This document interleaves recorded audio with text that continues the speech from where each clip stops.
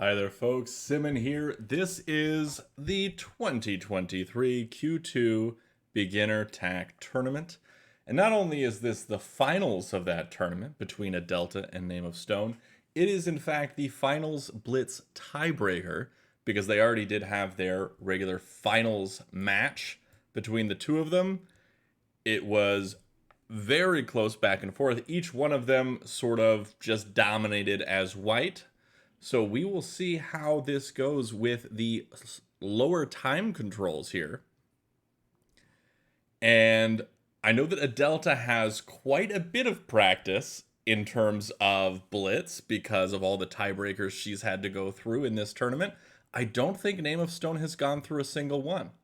So let's jump in and see how this goes. This is played on a 6x6 board, but because it's the Blitz tiebreaker, it's a 3-minute timer with 5-second increment. So that's where this turns into Blitz and becomes crazy. And the way this works is they play 2-game matches, and it's first person to win a 2-game match. In terms of that, it is whoever gets a win as both colors or a win and a draw in the match. So if they split the first 2 games, we just play an entirely new 2 games. So without any further ado whatsoever, let's jump right in to game 1 of this Blitz Tiebreakers finals match. There's a lot of qualifiers there. Game 1.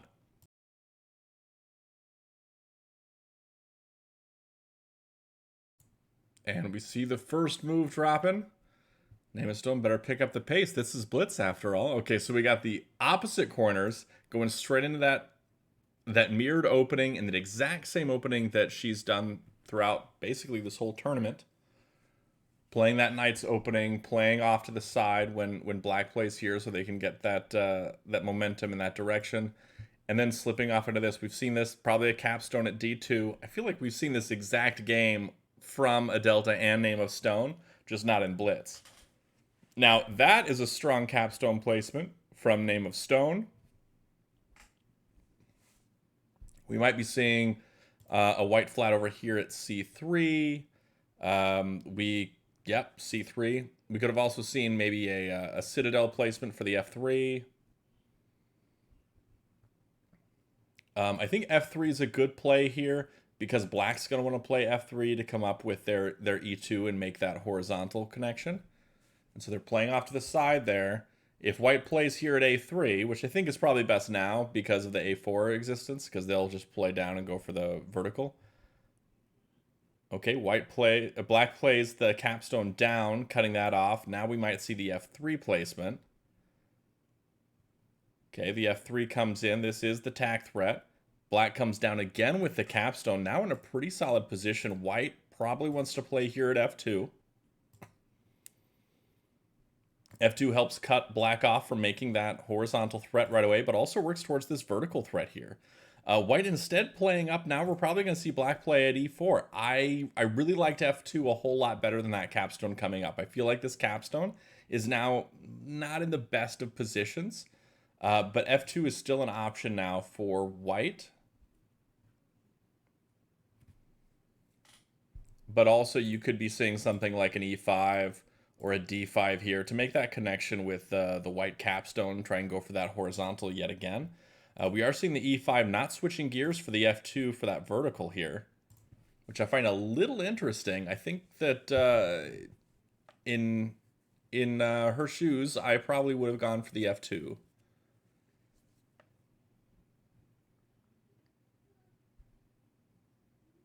Now, black taking his time here to kind of come up with what to play. Goes for the B4, makes the tack threat. This is where white can stop it by placing at F2 and still go for that vertical threat, or could decide to bring up that capstone to cut things off a little bit there, bring down the E5. Does place at F2, however, going for that block and that vertical line. I think potentially placing it at B4 there helped alert white to the fact that they did have a good option there for that that vertical threat. So now white has come up. Black blocks with that F1 placement. White comes up with that capstone now, stopping that horizontal threat from happening. White also trying to make something work probably in this horizontal direction if they do get a chance to place at D3, which I imagine they won't because black's probably going to fill in there. But if white gets to place at D3, that is a horizontal attack threat. Black instead places there. White now, a few options. They could fill in here at F5, wouldn't be too bad. They could play up above, maybe at C5. Down at C2, interesting. I think what they're going for with C2 is to kind of protect this C3 flat.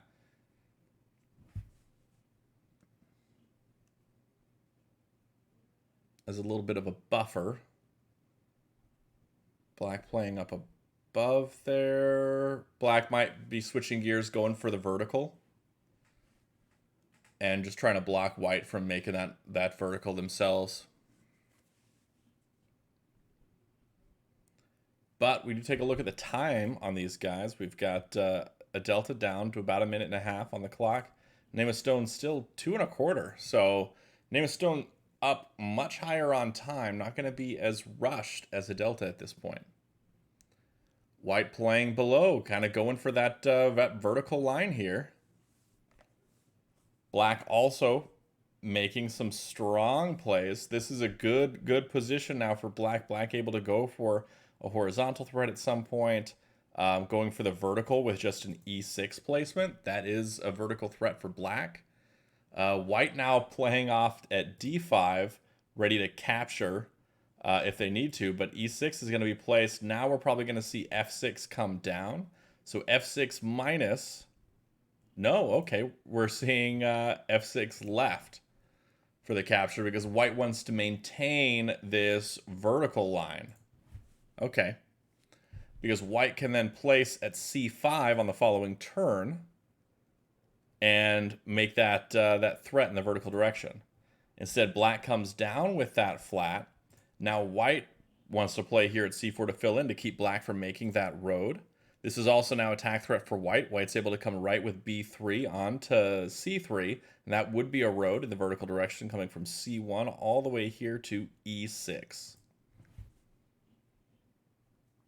Strong position for white now. I feel like this C4 minus play, I think what black was trying to go for was make the threat in the vertical direction, then make another move to throw him off. Okay, now black comes down. This is now a threat in the horizontal direction for black. Black can come down with A4 minus for the road. White comes right. This is a road threat now for white. Black cuts it off with that capture. White can fill in here at D6, make that other threat. Now this is renewed in the vertical direction. Black may have to come down with C3. Oh, missed the threat completely, placed up above. White's able to come across and make the road in the vertical direction. Black completely missed that was a threat and was just trying to make their own threat up above with the F6 placement going for that road. So game one goes to a delta and keeping up that trend of white winning. So we'll see now if NameOfStone can win as white, and if he does, they'll have to play another couple blitz games. If a delta wins as black, however, or even draws the game, which isn't super common in TAC in general, but even less common in blitz, if a delta can draw the next game or win it, a delta will win this 2023 Q2 beginner TAC tournament. So let's jump right into game two. Again, a delta does have more experience in terms of blitz tiebreakers. Quite a few have been played in this tournament. And I don't think NameOfStone has had to play any blitz tiebreakers. So this is new territory here for him. All right, and we see the first moves here. Opposite corners, A6, F1. And then like NameOfStone does, goes for that center control here. Black playing off diagonally in order to cut off in whatever direction that white wants to go. Black probably going to drop a capstone here at d5. Indeed does. Really good capstone placement. Follows a lot of the guidelines we talk about in the capstones video of TAC University. Now, there's a 7x7 open tournament going on right now, and this is the position where I'd say, hey, drop your other capstone. But there's no second capstone in 6x6 games. All right, so let's see. Black playing off to the side here at b4. That's a good position. Playing off, going for that horizontal line. Now, white is able to, however, go for this horizontal line in a little bit better way because now they've played off here at e4. Black coming down doesn't give them a connection in that direction. White can just keep playing here at e3 and go in that direction and maintain that momentum. Black now playing below. Interesting. White gonna make a play here at f3. This works for their vertical threat and the horizontal at the same time. Horizontal's a little farther along at this point. Black now going down. Interesting. What is the play here? This is the first threat here from white going to the horizontal. Black comes down with the capstone. Black able to make a threat by placing at a5 here. Does go for the threat at a5. Coming left with e2 would be a road. White can capture down with e3 to make their own horizontal threat and cut off that vertical one. But will they go for it is the question. No, they come across here, come down with c5 minus to cut this off. Black can fill in here at b3 to continue, and he does. Or she does, sorry. Now we see the e3 minus. And now we might see that capstone come down, and it does. Now it is threatening the road, but also threatening to capture on the stack at e2 here. Black probably wants to play now at c1 or at b1 to create that threat. Does play for the b1, which I feel like is a little bit safer because now that capstone can't come left to block it. White's got to do something else here. Black, oh, this is Tinue. Black comes left, that's Tinue. Yeah, that's it, game over.